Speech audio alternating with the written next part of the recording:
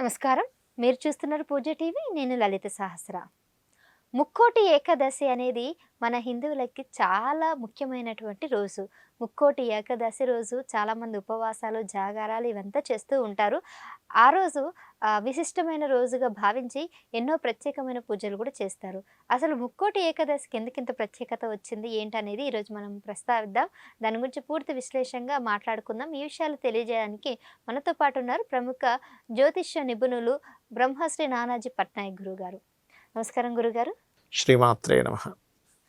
గురుగారు, ముక్కోటి ఏకాదశి రాబోతుంది. ఈ ముక్కోటి ఏకాదశిని మనం ఏ విధంగా పూజ చేసుకోవాలి? ఈసారి ఎట్లా ఉండబోతుంది అనే విషయాలు మాట్లాడుకునే ముందు అసలు ముక్కోటి ఏకాదశి ఏంటి? అంటే ముక్కోటి ఏకాదశి అంటే ఏంటో మాకు కాస్త వివరిస్తారా? తప్పకుండా అమ్మ. ముక్కోటి ఏకాదశి ఏదైతే ఉందో మహావిష్ణువుని ఆరాధిస్తూ ఉంటాము.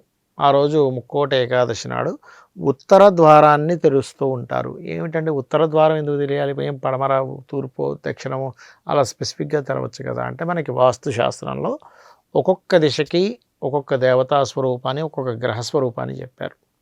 ఆ రకంగా ఉత్తర దిశకి బుధుడు అధిపతి.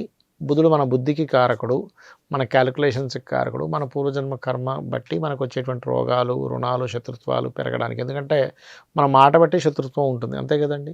అలాగే అప్పులు, బాధలు పెరుగుతున్నాయంటే బుధుడు బాగాలేదని అర్థం.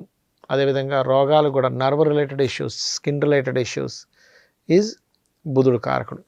కాబట్టి బుధగ్రహం సంబంధించినటువంటి దిశ ఉత్తర దిశ. అదేవిధంగా కుబేరుడు ఉండేటువంటి దిశ ఉత్తర దిశ.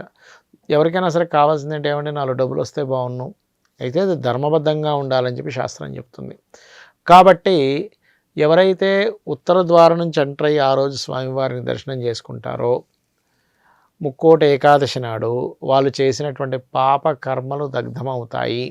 మనకు పాపకర్మలు దగ్ధమయ్యేటువంటి విషయాల్లో 3 విషయాలు చెప్తారు. ఏమిటది అంటే, ఒకటి లలితా సహస్రనామాలు పారాయణం చేయడము, మరియు అదేవిధంగా ఏదైనా దేవాలయంలో సేవ చేయడము, మరియు సూర్య నమస్కారాలు చేయడం.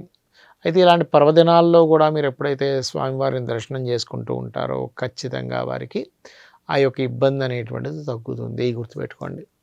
అదేవిధంగా మరి మిగతా డైరెక్షన్స్కి కూడా కొన్ని వాస్తులో కొన్ని డైరెక్షన్స్లో ఉండేటువంటి దీనివల్ల కూడా ఉంటుంది. ఇప్పుడు ఈశాన్యం ఉందనుకోండి, గురుకేతువులు, అందుకే ఇంట్లో ఖచ్చితంగా అక్కడ ఒక పటం పెట్టుకోవాలి.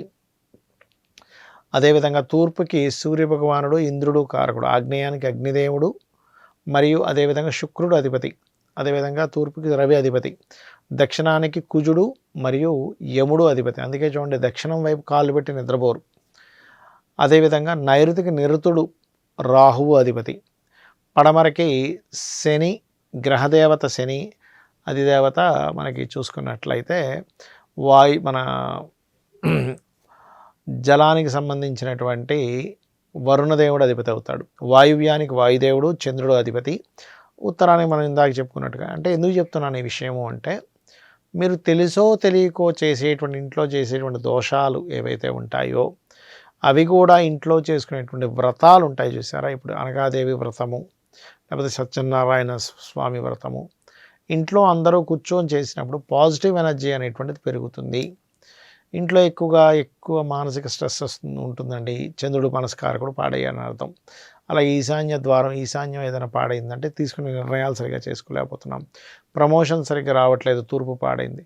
దక్షిణం ఒక్కోసారి జాబ్ రావట్లేదు, పెళ్ళిళ్ళు అవ్వట్లేదు, ఆగ్నేయం పాడైంది. వివాహ జీవితంలో సరిగ్గా లేదు, నైరుతి పాడైంది. ధనపరంగా ఇబ్బంది పడుతున్నాం, ఉత్తరం పాడైంది. అలా ఎప్పుడైతే ఉత్తర ద్వారంలో మనం వెళ్ళి స్వామివారిని దర్శనం చేసుకుంటామో ఖచ్చితంగా వారికి ఉన్నటువంటి దోషములు తొలగిపోతాయి.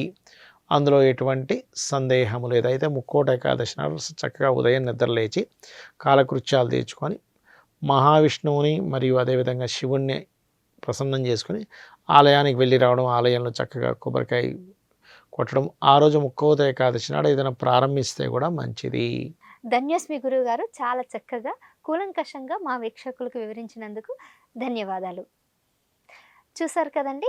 సో చాలా చక్కగా అన్నీ కూడా వివరించారు. మన సందేహాలు ఏమైనా ఉన్నా కానీ, మీకు ఇంకా ఎటువంటైనా సందేహాలు వీటి మీద అనిపించినా కానీ కింద కమెంట్ రూపంలో మాకు తెలియజేస్తే ఆ సందేహాలను నివృత్తి చేస్తూ మరోసారి మన గురువుగారిని అది కూడా అమ్మవారు ఉపాసకులైనటువంటి బ్రహ్మశ్రీ నానాజీ పట్నాయక్ గారితో మరొక వీడియోలో మళ్ళీ కలుద్దాం. ఆ సందేహాలన్నీ కూడా నివృత్తి చేసుకునే ప్రయత్నం చేద్దాం. నమస్కారం.